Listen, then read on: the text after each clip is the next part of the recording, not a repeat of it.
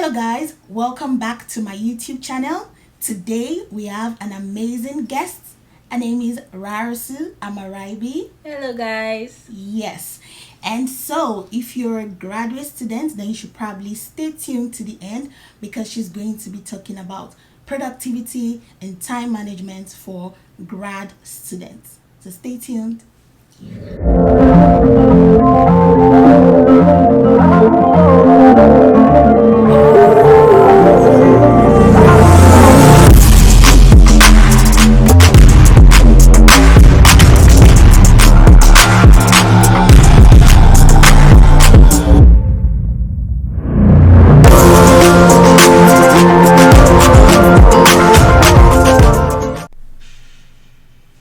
Hello Rarosue, welcome to my channel and thanks for accepting my invitation. So can you introduce yourself? Thank you, Abisola, for your invite. I'm glad to be here. So my name is Rarosue Amaraibi, like Abisola introduced earlier. I'm currently starting my third year of my PhD program. I'm pursuing my PhD in chemical engineering with my research focus on waste to energy technologies.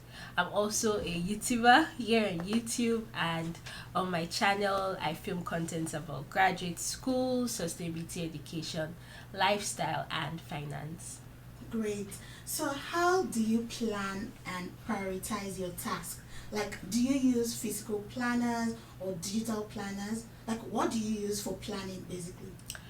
So I would say I use more physical planners, but when I'm to plan a project or plan out my semester, I like to state exactly what I want to achieve that semester, and block out my time, like my weeks, on a GunChat. That's the GAN chat.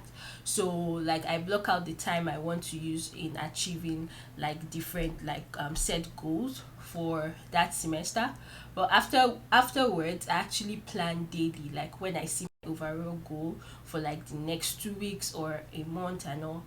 Each day I make sure I write out like what I want to achieve that day. And so initially I just used to write out like a long list of to do, and that actually got me overwhelmed because I actually never got to finish everything on the to-do list. So what I do now is that I um, make like an highlight task for the day. So like the most important tasks I have to finish for that day, I make sure I highlight it and I work towards that. But like when the week starts, I write out the list of things I have to do for that week, and then go, this is my physical planner for now, like then just write out my highlight tasks for the day. Oh, that's great. So you mentioned a tool. Can you repeat that tool? It's called GunChat. So Okay. like you basically can just download it off the internet, and so it looks like a calendar kind of. Yeah, so like you can block out, let me say you have 5 objectives or 5 goals and all. You can actually block it out, for, okay, maybe goal 1 will take you 3 weeks, and maybe goal 2 will start on the second week, even with goal 3. It's like a calendar, but it's called a Okay. Gantt chart. Gantt chart, and it's GAN right? Mm-hmm. Okay, so my next question is how do you stay focused, limit distractions, and avoid procrastination? So I like to say it's really difficult not to procrastinate, right? But how I overcome that, it's not like 100% overcome, but I try to like be on track, is that I set my own like deadlines for myself. So there's like official deadline for your academic stuff, and also I set my own. Most of the time I get to not meet my own deadline, but like because I have a deadline I'm working towards that, I get like that pushes me to do whatever project I'm doing, or like whatever task I have to do. And even when I pass that, I still get to meet the overall, like the official um deadline. Yeah, and also like staying on track with my highlight tasks for the day, and listing up my tasks for the week. That also keeps me on track. Okay, Rarosue, so how do you balance everything? Like, how do you combine being a graduate student, being a research assistant, and being a YouTuber? How do you balance everything? So or I am still like in the journey of perfecting balancing like my life. So with with YouTube. I actually started YouTube when during my master's program, right? Um, and honestly, I was not consistent at that point. But what I was even doing on YouTube at that point was very much related to my program. So it was like doing YouTube was also like um, helping me in a course I was doing because we needed to do some creative work. So that was quite straightforward. My YouTube was not apart from my program. But when I started my PhD, I really like reduced in my YouTube at that point because I needed to do core courses and I needed to pass my courses. I was doing all core courses in my first semester because I had not done it in my master's. So I don't even think I posted on YouTube at that point, maybe one or two in the semester. So what I'm saying is that when I was doing taking courses, I had to really prioritize and I needed to pass my courses, right? So I'll say I've become more frequent on YouTube in this 2021 and I don't take any I'm done with my classes. Like I've passed all my classes. So that's done. So like when you see me on YouTube, I don't have assignment because if I have assignment, I'm going to be doing it over the weekend. So but now like I really love YouTube. Like I said, I started it of during my masters, but it was even connected to my master's program. But YouTube is like is more like a hobby for me now. Like and when I do like make videos, I'm kind of letting off steam also.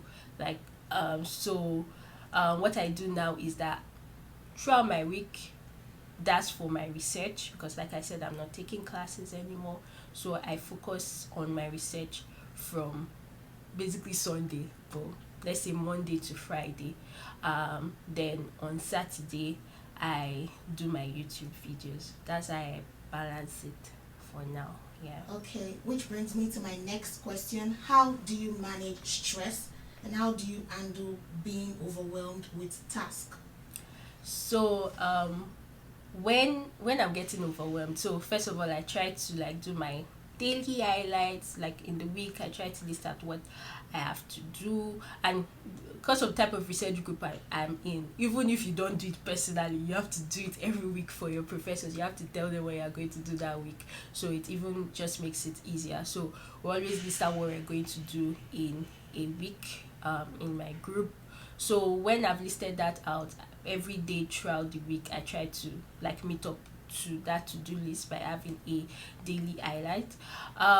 But yeah, like it becomes overwhelming sometimes, like especially where maybe what you're doing is not working or you're not finding something that you're meant to find, or something you're meant to know, you're not getting it. That it gets overwhelming at that point. And what I realize is that I need to take short breaks those things when those overwhelming tasks start coming along. Because what I find out is that sometimes I'm not able to do something that maybe I ordinarily should be able to do even when I focus on it. So at that point I just take my mind away, like just go do something, either film a video, or if it's really serious, I just go somewhere to get off steam and just refresh, and when I come back I'm able to do it. So that's what I do. Okay, great. Okay, so now I want you to tell me about a time when you missed a deadline. Like, have you ever missed a deadline before? Just have I official I miss my personal deadline. So I miss my personal deadlines all the time. Okay, let's talk about the deadline thing. So the way the deadline works is when you have like a project and you have like the official deadline, what you do is you have your own personal deadline. So I'll give an example. So let's say you had a project and you were to submit on the 1st of September. Are you saying that your own personal deadline for that project will be on the 26th of August? Yeah, Is that how it works? yeah, that's what I try to do. Okay. Yeah. Okay, so that means you've never missed an official deadline, but you've missed a personal deadline. Yeah, I miss personal deadlines all the time. So like, and when I say personal deadline, I might even like maybe tell my professor that, oh, I'm working towards this thing for next month, but it's not like an official. It's me that is saying it. I try to work towards that, but sometimes I not able to meet it. But like if it's a, I find myself always just pushing to meet official deadlines if there's an official deadline. Sometimes I don't even understand that I work, but when there is a Get deadline it I will done. get it done. I will get it done. Okay. Yeah, so Okay. Okay. so let's. I'm trying to think because in my masters, I know there was one time I think I missed one, Okay. but Can you like share? I didn't like just miss it. Like I'd already told my professor About it? earlier Okay. on, and at that period my father died, so I could not finish my project at the point where I needed to finish it up because of that news. So they just gave me some time off, and like when I came, yeah, Oh, we okay. did it. So. Okay. Okay. All right. So, can you briefly talk about what you wish you knew before grad school, and do you have any advice to new or returning grad students for this semester? But I wish I knew. Um, Everyone is learning. Everyone is learning because like when you come here, especially as an international student in like the class and all, um, international student from yeah, Africa, Asia, whatever. You I don't know if everybody feels this way, but when I came, the culture here was like different. Like in Nigeria, where I'm from, like we don't talk too much in class. So like I came here with that like Mindset. mindset, like oh yeah, just went to keep quiet and listen. But when I came here, I realized like um the students here, the American students here, like they're always like asking questions, like or just like putting into conversation, like what, like just stopping the lecture and like, oh, what's this, blah blah blah, like just talking, like really talking, and you know they're all fluent and all. And at that point, like it felt like I didn't know anything. It felt like I didn't know anything because I'm like, okay, we have to listen to the professor to understand what he's saying before you can ask intelligent questions. But like no, it was not, you didn't have to know anything. So like literally just what you're hearing. If you have a question in your mind, you could literally just say it. So at that point, I felt like maybe I'm not ready to be here. People are asking questions. I don't know. They're just talking and all. But later I realized that it's not like they know everything. That's why they're asking. That's how like that's their culture here. You ask immediately, like if something pops up in your head, and also I'll say something I wish I knew, or although I got to know it quicker than, is the fact that everyone is learning. Don't think oh I don't know anything. Everybody knows. No, no. As long as you're willing to learn, you'll see that when you now like as long as you are pushing and you're learning, act like when you go back home you read or whatever, do your assignment. At the end of the day, you would realize, or rather I realized that we're kind of all on the same level. So like that imposter syndrome kind of started going away because I was like, oh okay, I'm meant to be here. yeah, we're all learning. And also advice that I'll give to incoming grad student and maybe even current grad student is that they should not be like afraid to ask for help um when they're taking classes. If you don't understand your assignment or you don't understand anything, like really be open to go to your professors to like ask. They're happy. That's why they have office hours and all. They want you to come and ask them questions. Like they're not going to drive you away if you come and ask questions. So make sure like you do, but don't go ask. Don't just go without doing your own work. Like actually do your work. When you don't understand stuff, go ask them. So that's for classes. When it comes to research as a PhD student and all, if you're working in the lab, even simulation work using softwares and all, sometimes, for example, in the lab, you might not know how to use everything. Be open to ask for help. Like now is I'm not talking about just professors, right? Because professors are not going to come to the lab to help you. Your colleague, senior colleague, whoever is in the lab, because right now I'm talking about lab, right? Your professor would not readily be available to come to the lab to help you, or be open, like ask for help from your colleagues. And also know that not everybody is willing to help you. Not everybody. There are some people that are just like that, they don't want to help you. So even when you ask and you ask the wrong person and the person doesn't help you, let that try, like, no, hear it now that I'm saying it, that there are actually some people like that, and it's not your fault. You're not the problem, they are the problem, because they don't want to help, right? So don't allow that break you down. Just learn from, like, your experience, and know that, oh, this person is like that. Gather yourself, go look for help somewhere else, because, like, it's not only one person, there'll always be someone to help you. So yeah. Okay. So your advice to new grad students, or even returning grad students, is to be open to asking for help. Okay. So my last question is, what are the apps or tools you think every grad student should have? Just share your favorite tools or apps that you use.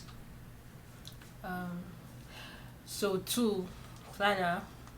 Yeah. I think actually using a digital planner is very good. Just I don't use it. Like working out your time in your calendar.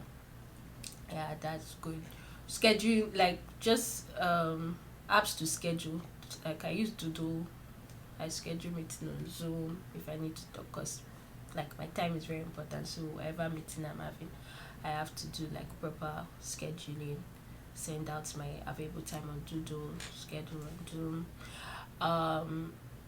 For writing, like when I'm writing like my papers for publication, I always make sure I'm using like a proper referencing software.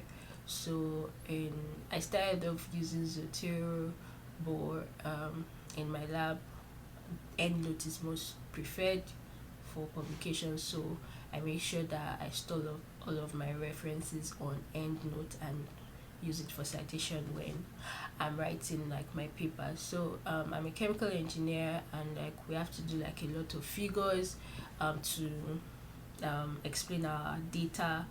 And even if I do some of the figures in Excel, like initially, to make it like paper worthy, like published paper worthy, I get to do those figures or graphs in Origin. It's a software called Origin, so it makes your graph look all publication ready and stuff. Yeah, so that's it. Alright, Rarosue, thank you once again for being a guest on this channel. My pleasure. Would you like to do my outro? Yes. So guys, thank you for watching till the end of this video. I hope you learned a thing or two from my own productivity tips, and I hope it will help you in your productivity journey. If you're not yet subscribed to this video or to this channel, please click on the red subscribe button, click on like, share, comment, and Abisola will see you in the next video. So guys, Rarosue also has a YouTube channel like she mentioned earlier, so make sure you check the link in the description box and subscribe to our channel as well. Thank you once again for watching this video, and have a great week. Bye. 1, 2, 3, go. Action. Hi guys, welcome back to my YouTube channel. On today's episode, I have an amazing guest with me. Her name is Rarosue Amaraibi, and she's going to be talking about productivity, time management, and some fun experiences in grad school. So if you're a graduate student or you want to go to grad school, then you should probably stay tuned to the end.